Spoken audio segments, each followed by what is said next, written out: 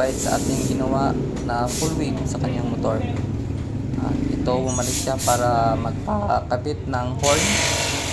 Gagamitan natin ng hollow switch at relay. Okay. Yung kanyang motor is Smash 110. So paano natin ikakabit ito? Abangan natin maya. Okay. A few moments later.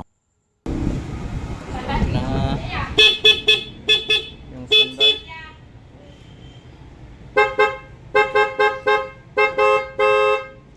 Hello, standard.